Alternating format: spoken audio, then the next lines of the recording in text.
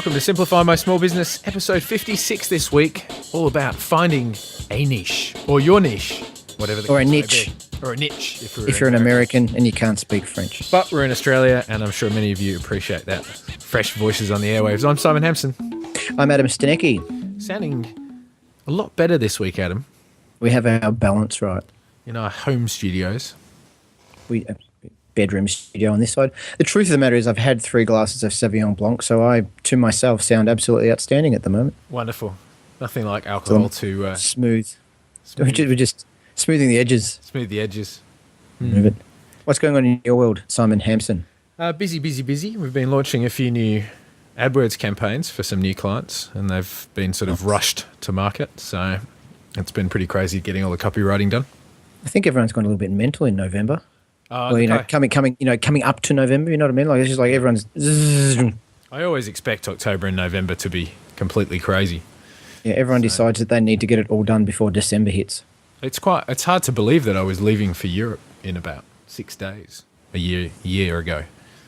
Oh, it's true. Yeah, forgot about that. Cannot believe it's passed that quickly.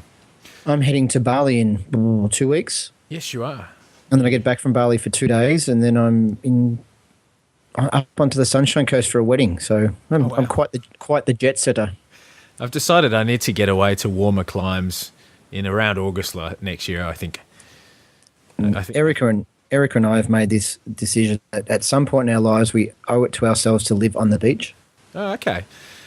I did a seminar with a guy called Peter Cook yesterday. He spoke at TEDx Melbourne in August, and we're going to get him on the show. I had a chat to him after the seminar yesterday. But Sweet. He was saying that he actually went to, I think, Bali and basically worked from Bali for 1 or 2 days a week whilst he sat on the beach, and you can do it. Quite a good process for him. So it can be done. What's news in your world? Just gym stuff, really. I have this program going on at the moment that I call Going Pro, which just allows me to put a heading on something. But it's just nice. We're just putting some changes in place, and I'm all for making sort of positive tweaks to things. So I'm quite excited about the possibilities. I think it's going to make the experience for our members a lot better, and I think it's going to be smoother from an operational perspective. So the owners and the staff are going to have less stress in their lives, and everything's going to, it's one of those things where you're like, I just think everything's going to work a lot better when I do it, and we're only going to know if that's the case by implementing and testing. So I'm looking forward to it. Well, those CrossFit branded suits and ties that you showed me that you're going to get all the trainers to wear from now on definitely look a lot more professional. It's going to be a bit different, isn't it? Dinner suits for training in. Dinner suits, yes. We can't squat in these, but by golly, we look good. So this week on Simplify, we thought we would cover how do you find your niche? How do you take your ideas and make them into a business? Last episode, I should say, we talked about, that idea of it's a really scary thing to go and start a business. But what are you going to start your business in? So that's what this week's episode's all about, with a few personal tales from Adam and myself about our businesses. So yeah, it was really interesting as we recorded last week, and between then, I should say last fortnight, between then and now, I've been listening to Joe Rogan's podcast. So Joe Rogan's a stand-up comedian. He's hilarious, but he's got a very interesting take on life, and I agree with quite a lot of what he says. He's very much about experiencing life, and we are all one, and all that kind of nice stuff. I agree with a lot of what he says. I don't agree with everything, but his podcast is way over 200 episodes now, and he had a marketing guy come up to him and said, "You've really hit on your market. You've really ironed. You've hit it. You've hit it out of the park. You're doing really well. You've really defined your market really well." And Joe Rogan's like, "Ooh, we're not marketing. Like, that's the last thing we want to do. That's yuck." He's like, "Ooh, that's terrible." But the really interesting thing is, Joe Rogan hasn't had a defined goal on who his market is, hasn't tried to create himself a niche, hasn't tried to market to any particular audience yet. By talking about stuff he's interested in, and by having guests on his podcast that agree with what he agrees with, and putting out his message, he has by default created himself a niche, Exactly. found his market and found his audience, and he has this, like hundreds of thousands, if not millions, of people who now listen to just about everything he says. He's selling out his stand-up comedy shows now. He's selling DVDs and CDs and all this kind of stuff. The stand-up comedians that come onto his podcast are selling out their shows. That's brilliant. So he's not even trying to market. He's just putting out something like a podcast like us, and he's, well, it's a bit more popular than our podcast, but he's not even trying to market. He's not trying to find a niche, and he's done it. So the really cool thing about us talking about a niche today, and I thought this is astounding timing, is that you can find a niche in a market without even trying it, as long as you stay true to what you want to do. Sure, and it's that concept of congruency, isn't it? When people see that you're congruent with what you're selling or what you're speaking about, what you're representing, it actually works really well for you. It works in your favor because they can trust you more. Absolutely. And in that time that I was sort of finding out about Joe Rogan, you found a guy called Josh Kaufman? Yeah, I did. I guess free advertising. Everyone knows Amazon anyway, so I'm not really telling you anything new. They have the Audible books, or the audio books sort of arm called audible.com, and signed up for a bit of a trial with that, and grabbed a book by a guy called Josh Kaufman, who does a website called personalmba.com. Yeah, we'll include a link, of course. Yeah, absolutely. And he basically started off from a point of, should I do an MBA? And started doing all of this reading of business books. The more people he talked to, the more he realized it wasn't worthwhile. It wasn't worth going into that much debt to learn about business, And so he sort of put this free reading list online. He tells the story in the book that he got his big break because Seth Godin posted something about MBAs being worthless.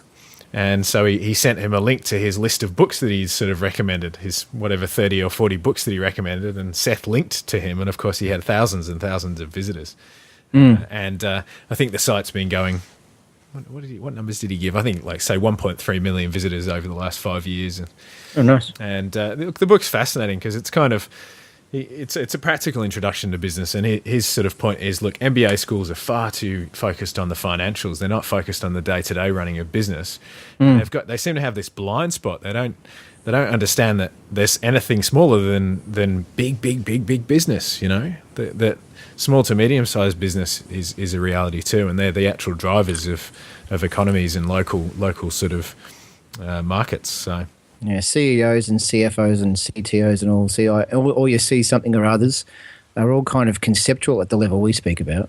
Yeah, well, I thought there was a bit in the introduction from Josh Kaufman's book, actually, that was really relevant. And you can jump onto his website and you can subscribe to his list and actually read through the key points from each chapter. But he was saying, roughly defined, and this is relevant to finding a niche, the business is a repeatable process. And it has to involve 5 things.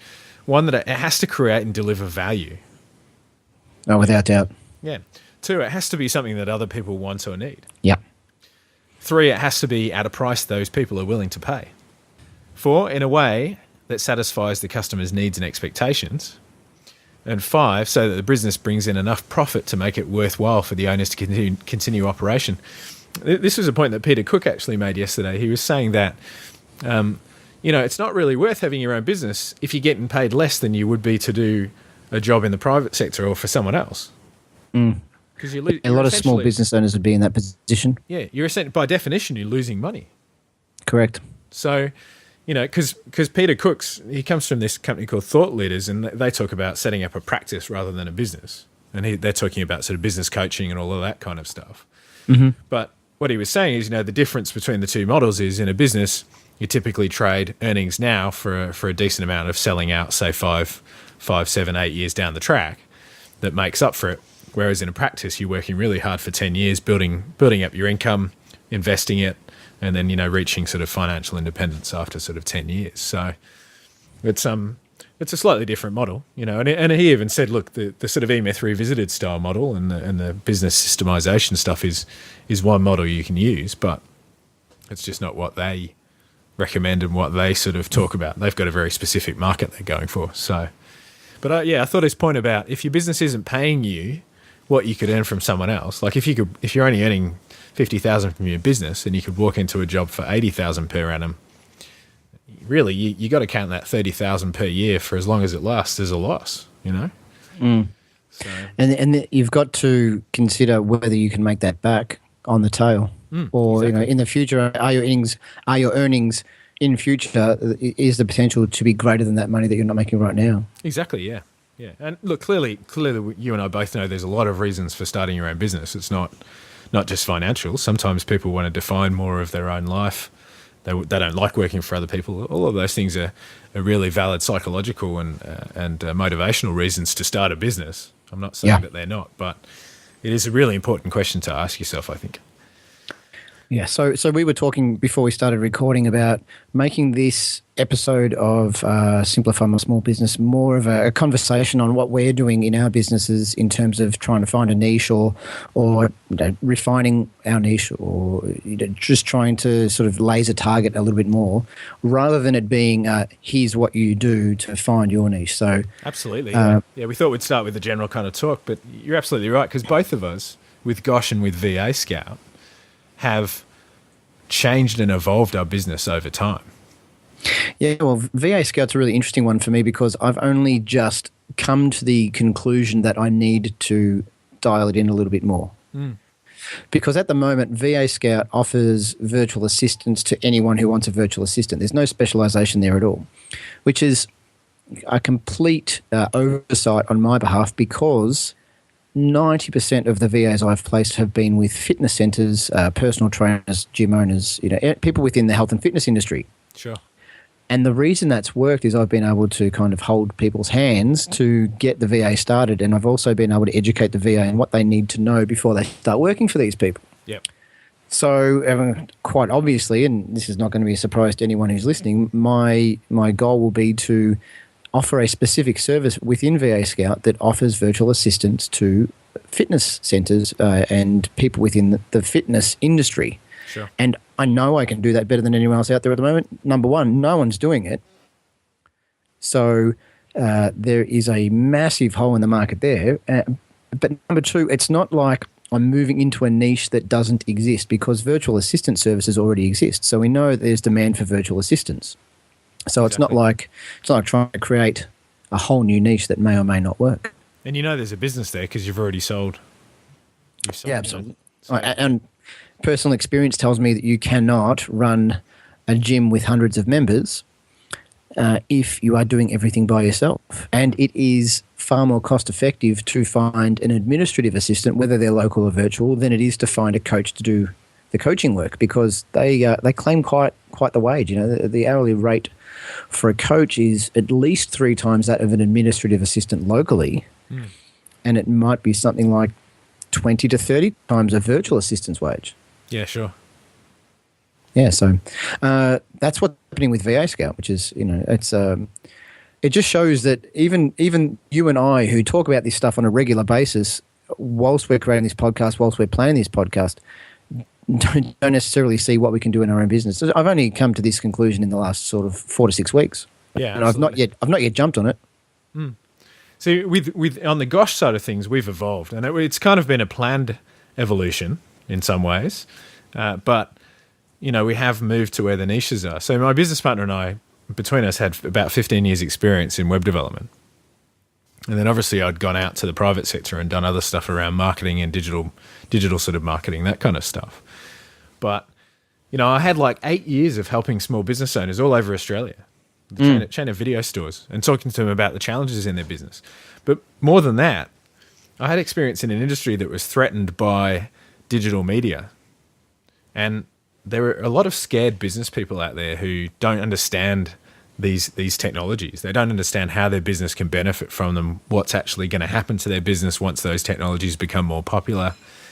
Some of them don't understand certain demographics in the market, whether that's the younger people in the market or the sort of types of people they should be marketing to to get more customers. So, yeah, Cameron and I started talking, and we sort of were thinking along the lines of, okay, what about a marketing agency that speaks the language of people in business generally, initially small to medium-sized business owners, but, almost translates between all of the code and all of the jargon that's out there in marketers, web designers, and all of the online marketers, all the little 3-letter acronyms, the TLAs that get flung around, like SEO and SEM Dev and, WordPress and Magento and all of those sorts of platforms. And, those are terms that a business owner shouldn't have to and doesn't have to understand. We're really passionate about delivering the bottom line, delivering the ROI for businesses, and that's what we want to kind of translate it all to. So we started out in what we knew, web development, and that was pretty much what funded our first year of business. It was all web development projects, but we saw that there was more about business advice and marketing that we wanted to get into. And that's when we decided to move into search engine optimization and marketing, so AdWords sort of campaigns and that kind of thing. And for us, the reason for that is that both those forms of marketing are really, really apparent as to whether they're working or whether they're not. And they also deliver real value to the bottom line of businesses in that they create leads and create traffic to websites. So, and we'd both, Cameron and I both seen that problem of you do a web development project for a customer, the site goes online, and then it just sits there. Doesn't really work that way too well. Doesn't work that way, yeah. My great analogy is, what if you built a bricks and mortar retail store on a highway in the middle of country Victoria or in the middle of the country somewhere, and the only traffic that passes is two trucks every single day who don't want to buy what you're selling? That's what it's like when you start a website online. Correct. So there's so much out there for people to not pay attention to. Yeah, totally. So, that evolution's been really interesting, and now we're looking at mobile app development and how we can kind of get into that. For us, we think just pure web development's pretty devalued nowadays. So that's where we've sort of found our niche. Yeah. I think the interesting thing that can be taken from our experiences individually is that we had all of this experience that really, if we had have paid any attention to it, it was quite obvious what it was leading to in terms of a niche or a market. And it wasn't until we sat down and had to think about it that we, in our own businesses, worked out that we did have some skills and B, some demand for what we could offer, and that there was a profitable opportunity there. Yeah, exactly. And this is a slightly different way of approaching a niche than you'll find in business books, because most business books will talk about putting an idea out there and testing it and seeing what kind of nibbles you get, and then really dialing it in. Excuse me, but you can, just based on what you know and the experience you have and the circles that you travel in, work out a niche that you can operate in, and sometimes do it. Start in there quite easily. Yeah, I mean, there are some really complex kind of methods out there, like Blue Ocean strategy for defining a niche. But ultimately, like Think Traffic had a great post last week about a guy in Oklahoma who wanted to start a camera rental business, but he had no idea if there was a market. And they suggested just mocking up a little ad, putting it on Gumtree or Craigslist and seeing if there was any sort of market there. And within 24 hours, he had 2 people wanting to rent the camera. Yeah. And, the first person called up and said, how much is it? And he was like, no idea. I don't know. 150 for 2 hours or whatever it was, And so then he knew that he had a market. Yeah, it's similar to what Tim Ferriss talks about in the 4-Hour Workweek, by putting up like an ad on Google and just capturing the traffic to the site based upon that ad to see if there is demand for what you want to do. And that can work for a product or a service or a whole business. I mean, it doesn't really matter. It's a pretty time-honoured tradition of testing an idea, I think. Yeah. But there's just what confuses people is I think there's new ways and new areas to test it in now in terms of where the traffic is and where the people are. So yeah, the principles are still the same, of course. Exactly. So I've often talked about this idea of a niche, and this is more the traditional way of speaking about it. But it's a lot of people start a business, and I've got an example here where they'll say, I want to be a travel agent. I go, okay, that's lovely. There are a lot of travel agents, and there are some very big travel agents you can't compete with because they're discount travel agents, and they've got a huge market share and a big marketing budget and very popular websites. Being a travel agent's a nice idea, but it's not enough. How are you actually going to break into this industry? So, a fictional person goes back and goes, okay, well, I'm going to be a travel agent, and I'm going to focus on the Australian Eastern Seaboard. So I'm going to just do maybe the capital cities, Melbourne, Sydney, and Brisbane. Sure. They're the only people I'm going to offer anything to. So everything's going to be potentially ex-Sydney. So everyone's got to fly into Sydney and out of Sydney. Okay, that's nice. So you've got a nice geographical focus, but really you're still not tailoring it in such a fashion that you're going to offer anything that the big guys can't offer or the pre-existing people can offer. Okay, I'm really interested in adventures. You know, I like it. All the travel I've been doing is adventure touring. I've been whitewater rafting. I've mountain climbing. I've done all that great stuff. Okay, then that sounds really good. Okay, so now you're going to be a travel agent who specialises in adventure tours and leaving from the Australian seaboard. Okay, what can you do that's even more targeted than that? Where do you like traveling the most? I've always liked to travel to Europe. Okay, so now we're starting to dial it in. So you're going to be a travel agent who offers adventure tours in Europe that leave from the Australian eastern seaboard. Good. Now you've got something you can play with. That's dialed in fairly well. Now you could probably dial that even more. But a little bit of thinking about these things, and you can make it relative to your own experience, can really help you dial in your own niche. Because most people that have sort of started businesses that we're talking to, Simon, are going to be people who've started businesses related to something they're passionate about or interested in. Yeah, that's a really good example, Adam. I think, you know, that whole evolution of what is a travel agent, what type of travel agent you are is a great idea. What's your niche? Have a think about it. Let us know in the comments, maybe on Facebook, facebook.com/SMSB2011. We'll be back again in 2 weeks. This week's quote from John F. Kennedy: "Efforts and courage are not enough without purpose and direction."